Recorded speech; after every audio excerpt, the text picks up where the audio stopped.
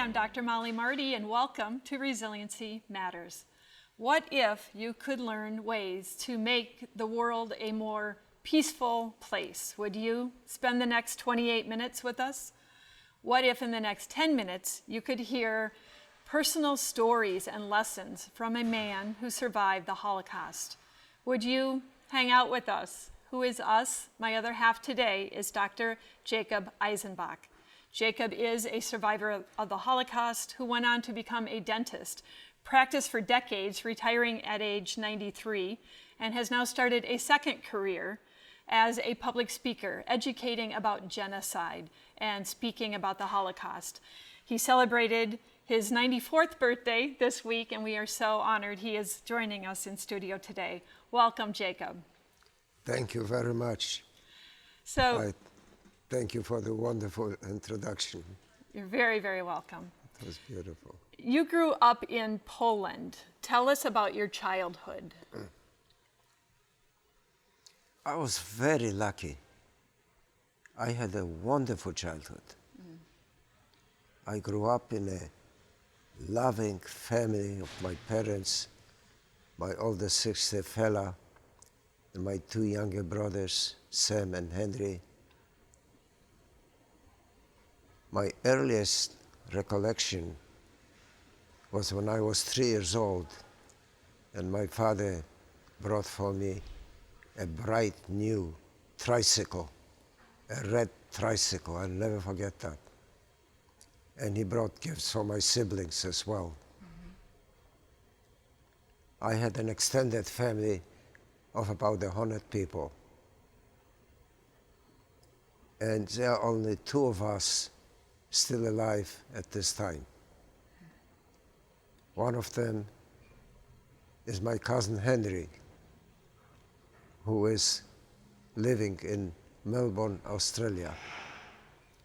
He had 2 brothers with him in Australia who passed away, so he's the only one of the 3 brothers left. He's 96 years old. His mother and my mother were very close sisters. Consequently, our families were very close. In fact, our house was always full of people, families, cousins, aunts and uncles and friends. And we had frequent visitors from our other families, extended families. We lived within 10 minutes walking distance.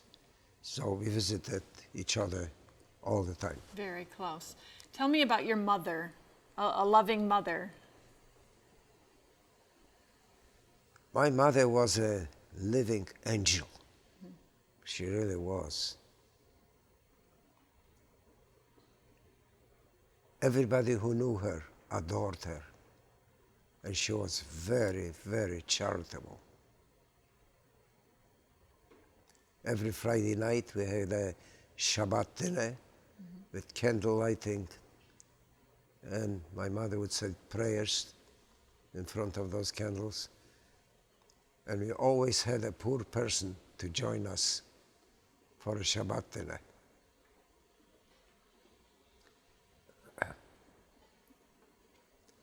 And what was the message your mother gave to you? You tell a story of how she would wrap you in her arms and...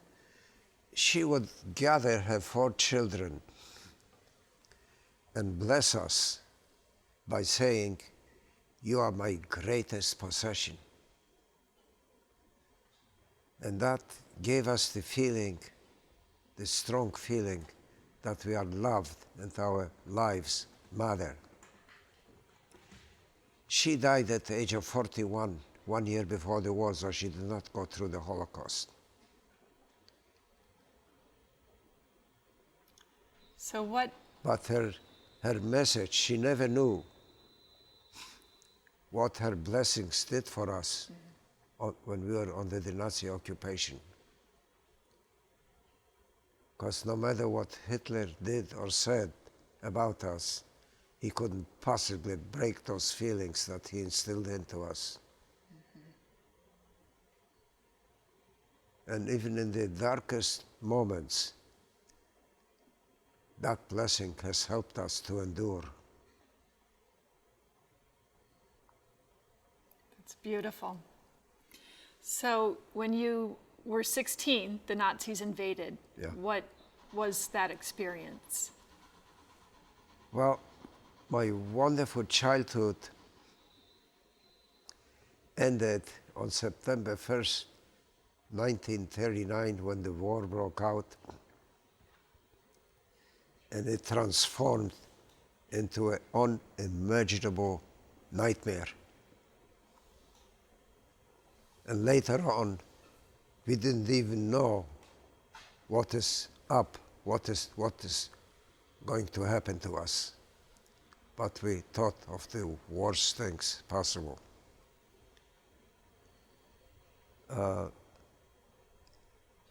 They organized a ghetto with barbed wire fencing, and every 200 feet along this fence there was a watchtower with powerful searchlights and guarded by Nazi soldiers with machine guns. It was impossible to escape. They started building it just a few days after they occupied my city, and they locked up the ghetto hermetically on May 1st, 1940, just a few months after they occupied Lodz. Mm-hmm. And we were completely cut off from the rest of the world. There was no radio, no newspapers, no telephone, no mail. So we didn't know what was going on out there. But later on we found out from the Polish train conductors, when they were shipping Jewish people out of the ghetto in cattle trains by the thousands. And they told those people that they're going to work in other camps, but that was a big lie. We found out from the Polish train conductors that they take these people to Auschwitz and Majdanek and Treblinka and other extermination camps, and they never saw a single person coming out alive. And they could smell burning flesh in the air. So we knew what was going on. Yes. We will talk more about the concentration camp experience when we come back. Thank you for being with us today. So here is your first takeaway. Nurture love. When you truly know that you matter and are loved, you can persevere through the greatest of life's challenges. Life as a prisoner of the Nazis, stories when we come back.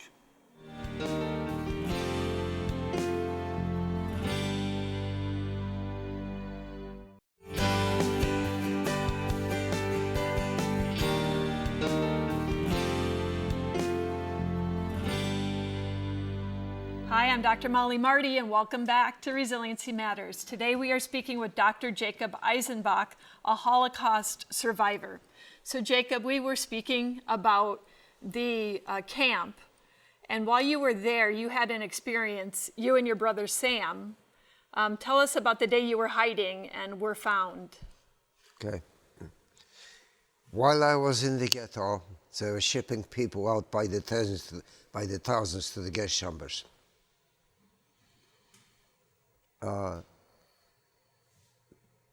One day I received an order to report for deportation, and that was a death sentence. I did not report. My brother Sam did not receive an order for deportation, only me.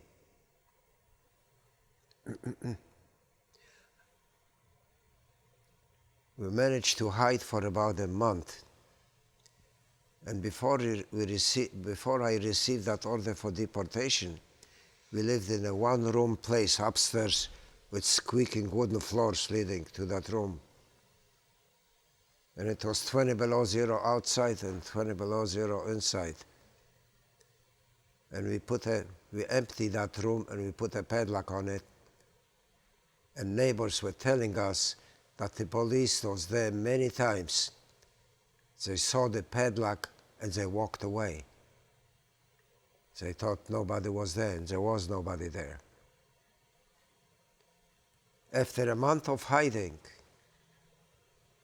we ran out of places to hide, so we decided to go back to that room. We put some straw in the corner, and a friend put the padlock on the outside on the door. A few days later, we hear heavy footsteps on those squeaking steps with two loud voices. The police was here after me.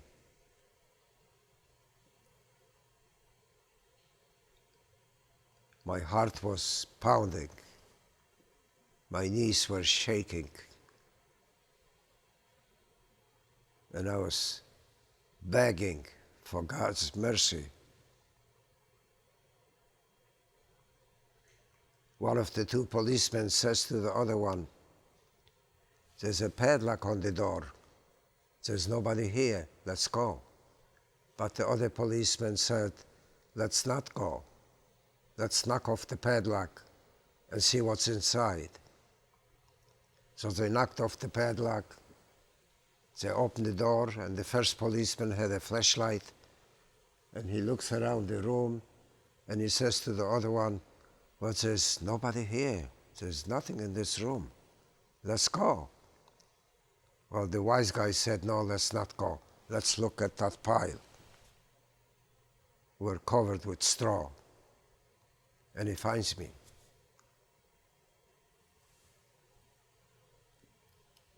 My brother could have said,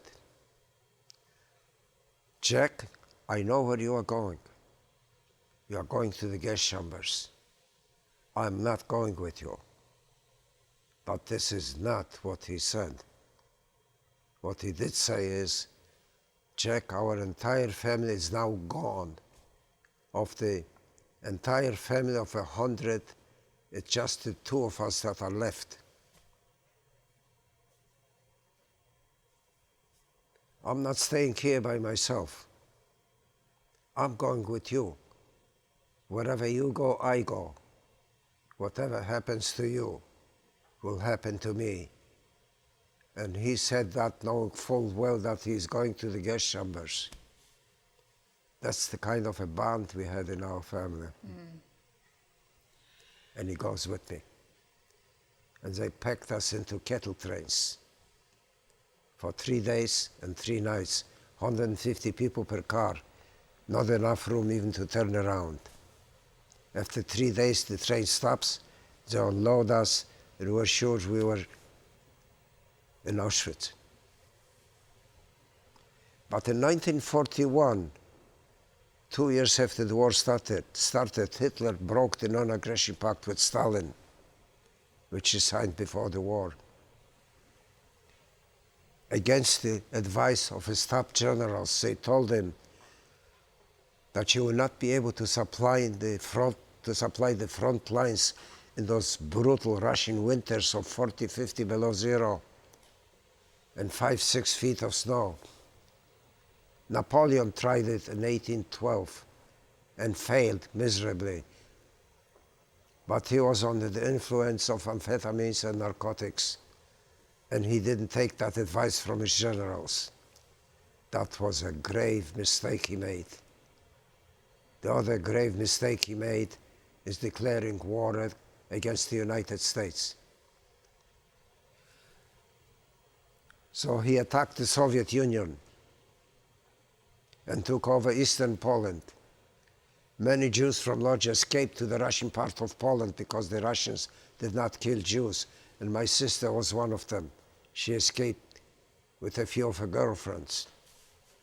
And we lost completely contact with her, but after the war, I met a woman who escaped from the ghetto in Lvov. After the Nazis occupied Lvov, they built a ghetto, just like the one in Lodz. And she told me what happened.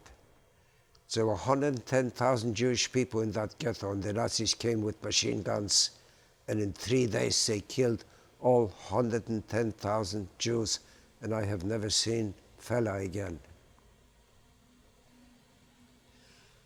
Well,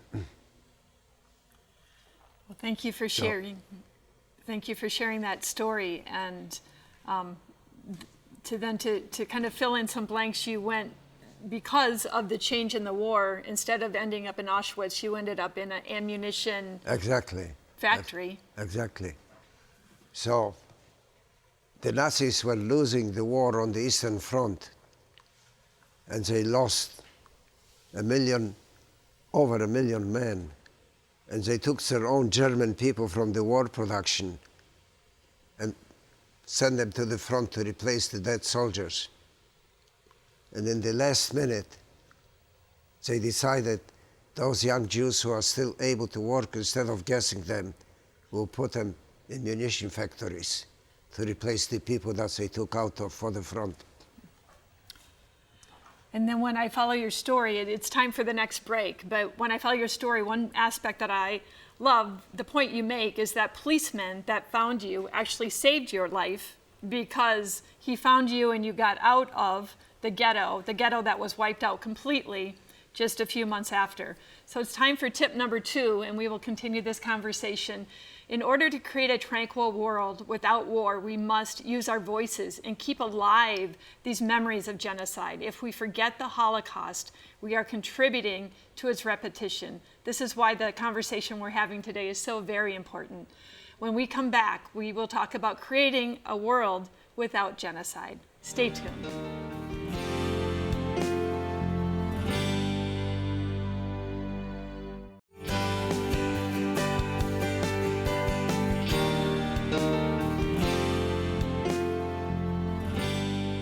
Hi, I'm Dr. Mollie Marti, and welcome back to Resiliency Matters. Today we are speaking with Jacob Eisenbach, a Holocaust survivor. And Jacob, as I listen to your stories of the Holocaust, I am so struck by how you have never lost hope, you have never lost faith in humanity. How? Excellent question.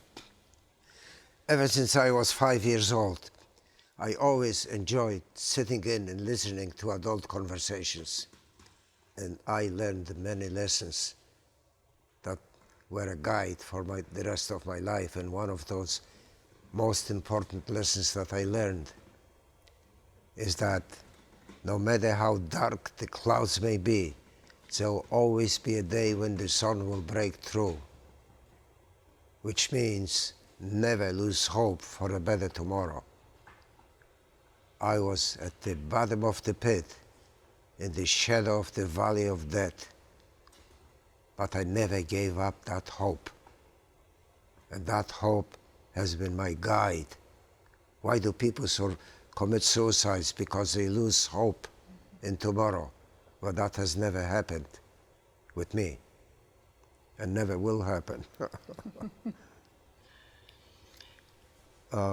You also talk about humanitarians that have kept hope alive in different ways. People were asking me the question if I lost faith in humanity. So I tell them the story of the King of Denmark. When the Nazis occupied Denmark, they ordered the Jewish people to put on yellow stars on their outer clothing so they could identify them and round them up and send them to the gas chambers. So the King of Denmark said to Hitler, if this is what you're going to do to our citizens, to our Jewish citizens, I'm going to put on a yellow star. Every member of my family would put on yellow stars, and every Dane in the country would put on yellow stars, and you would not be able to tell who is Jewish and who is not. Then the king was concerned that the Nazis may come up with some other ideas to identify the Jewish people. So he put them on boats and sent them all to Sweden, a neutral country where Hitler could not touch them. And he saved 100% of the Jewish people in Denmark. Albania did the same thing. Bulgaria did the same thing. There was a diplomat in Hungary. He was a diplomat from Sweden, and the Nazis were just about to send 100,000 Hungarian Jews to the gas chambers. Mr. Raoul Wallenberg personally handed out 100,000 Swedish visas to those 100,000 Jews, and they became instantly Swedish citizens, and Hitler couldn't touch them. Those are just a couple of examples of great humanitarians. And this morning... How could I possibly lose faith in humanity when people like this, like those humanitarians, are alive?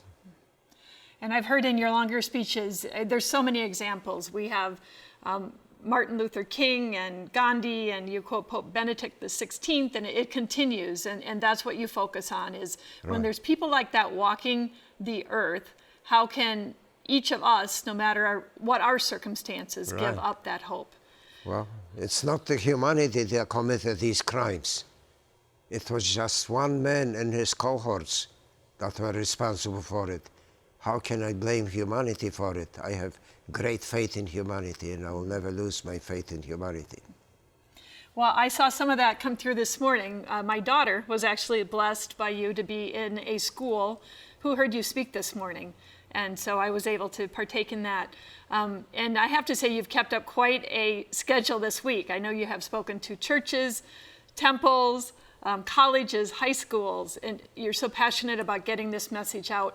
What is your message to our youth about what they can be doing? What can individuals do to help ensure that we can live in a world of peace, a world without genocide? I would like the young people to know, and everybody else as well, what led to the Holocaust.